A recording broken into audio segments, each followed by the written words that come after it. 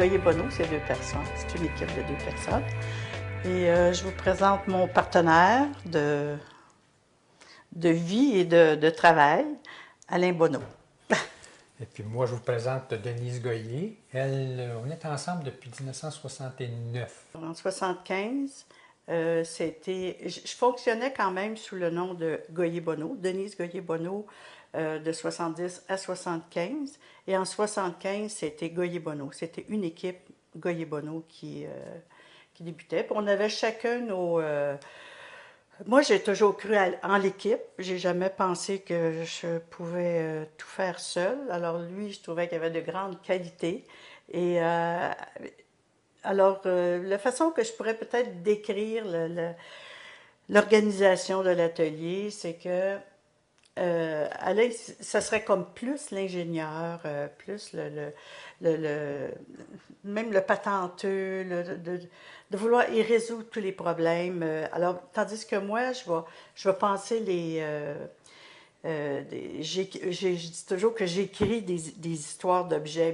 Mes objets, c'est toujours des designs qui sont écrits, c'est des histoires, c'est des scénarios que j'écris pour chaque objet. Et ça, c'est mon journal d'atelier, c'est tous les dessins, les croquis qui sont là-dedans, les idées. Mais avant d'être mis même en croquis, c'est d'abord tout un travail de recherche intellectuelle. C'est mijoté longtemps dans ma tête.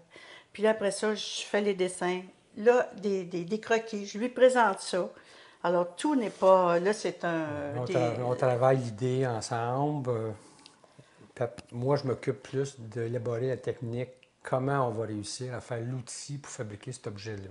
Mais il y a quand même une entente au sujet de comment la pièce va se présenter, qu'est-ce qu'elle va faire, Des fois, il y a des discussions, on n'est pas toujours d'accord, là, mais c'est un travail d'équipe. C'est aussi le savoir-faire qui est important. C'est du design, on est des créateurs, designers, mais on fabrique aussi le produit. Moi, je pense que ce qui est important de dire, c'est de rester libre dans la création, dans la production.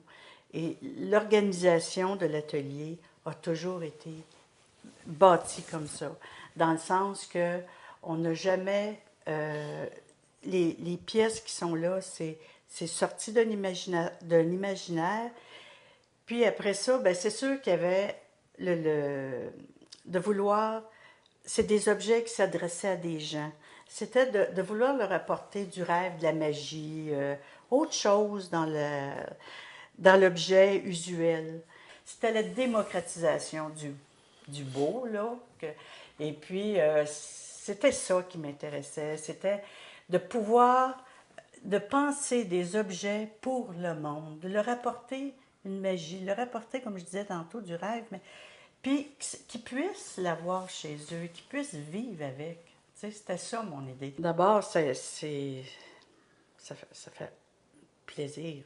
C'est comme, surtout, comme je disais tantôt, qu'on travaille, on gagne des prix actuellement, mais on en gagne ailleurs, aux États-Unis. Puis là, de gagner le prix ici, en Montérégie, qui est quand même notre endroit de vie, c'est aussi notre endroit, on est originaire d'ici. Alors, de gagner un prix comme ça, c'est une reconnaissance de son milieu, de son monde, là, tu sais. De continuer d'être passionné comme on est, de continuer d'aimer ça, Ça, je de pense créer de nouveaux objets. qu'un artiste, c'est quelqu'un qui se renouvelle tout le temps, parce que ça se passe dans la tête, puis il y a toujours des nouvelles idées, puis il y a toujours... Puis peu importe l'âge, Ouais. moi, je trouve que c'est ça notre grande chance. C'est pas travailler. On aime ça faire ça.